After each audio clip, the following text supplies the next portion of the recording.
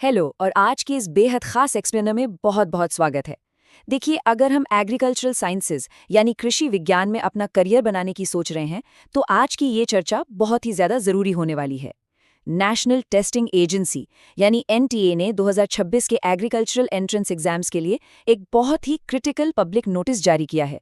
तो चलिए, बिना किसी देरी के सीधे इस नोटिस के अंदर चलते हैं और डीकोड करते हैं कि आखिर इसमें क्या-क्या अहम जानकारियां छुपी हैं। सबसे पहले बात करते हैं क्रेडिबिलिटी की। स्क्रीन पर जो हम देख रहे हैं वो है नेशनल टेस्टिंग एजेंसी का 8 मई 2026 को जारी किया गया बिल्कुल ऑफिशियल पब्लिक नोटिस। हमारी आज की सारी बातचीत, सारा एनालिसिस सीधे इसी ऑथेंटिक डॉक्यूमेंट से लिया गया है।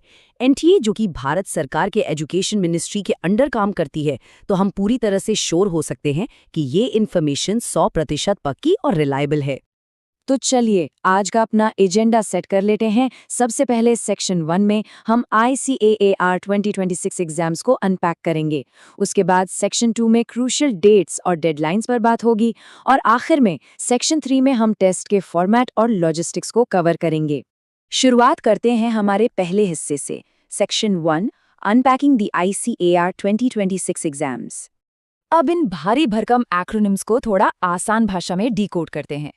यहाँ हमारे सामने दो अलग अलग ट्रैक्स हैं। लेफ्ट साइड में है AIEA PG। सिंपल शब्दों में कहें तो ये उन लोगों के लिए है जिनका टारगेट मास्टर्स डिग्री में एडमिशन लेना है। वहीं राइट साइड में जो AICE JRF/SRF है, ये ट्रैक उनके लिए है जो PhD प्रोग्राम्स में जाना चाहते हैं, वो भी जूनियर या सीनियर रिसर्च फेलोशिप के साथ। तो एकदम क्लियर है ना, एक रास्ता जाता है मास्टर्स की तरफ और दूसरा सीधे रिसर्च और डॉक्टरल पढ़ाई की तरफ। और ये दोनों ही ट्रैक्स आखिर किस फील्ड के लिए हैं?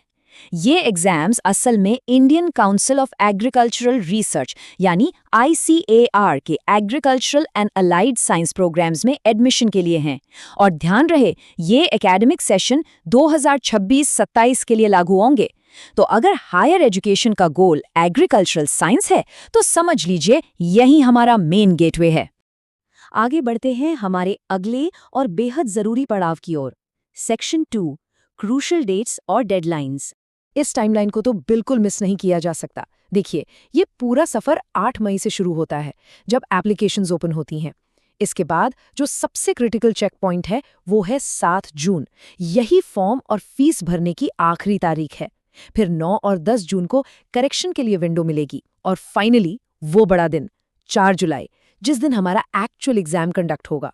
8 मई से 4 जुलाई तक का ये पूरा रोड मैप एकदम क्लियर होना चाहिए।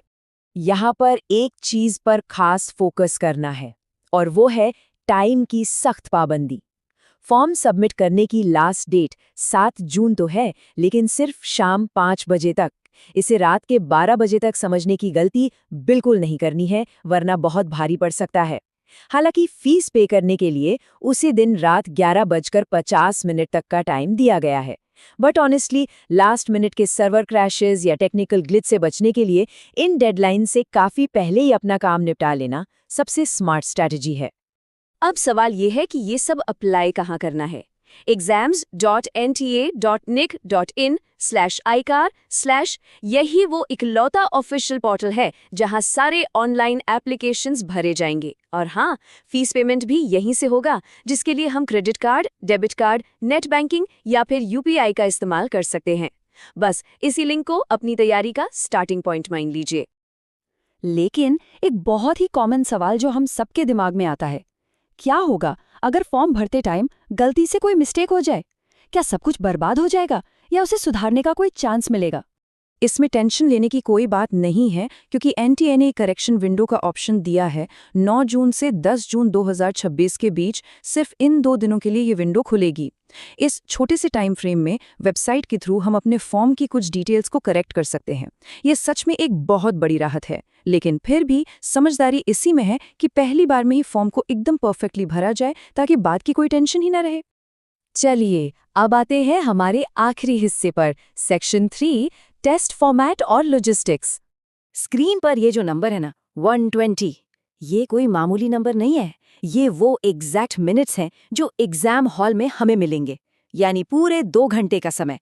इस लिमिटेड टाइम के अंदर टाइम मैनेजमेंट का जो रोल होने वाला है ना, वो लिटरली गेम चेंजर साबित होगा।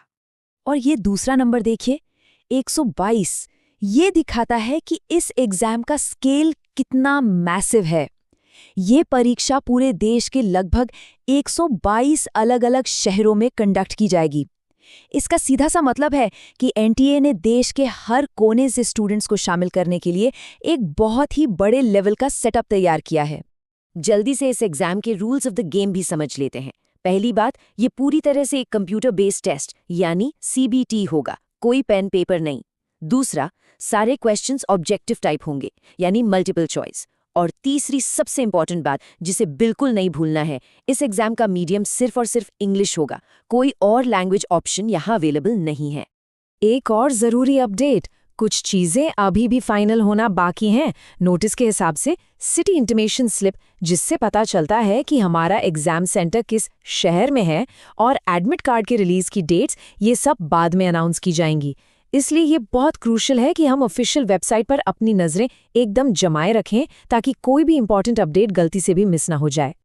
तो एनटीए के इस पूरे पब्लिक नोटिस को हमने अच्छी तरह से डिकोड कर लिया है। अब सबसे बड़ा सवाल जो हमें खुद से पूछना है, क्या हमारी तैयारी की स्ट्रैटेजी उस 4 जुलाई वाले दिन के लिए पूरी तरह से अलाइन हो चुकी है? डेट्स हमारे सामने हैं, रूल्स एकदम क्लियर हैं और टारगेट भी सेट है। अब बस एक्शन लेने का वक्त है। तो अपने स्टडी प्लान्स बनाइए और तैयारी शुरू कर दीजिए। इस एक्सप्लेनेयर में हमारे साथ जुड़ने के लिए बहुत बहुत शुक्रिया।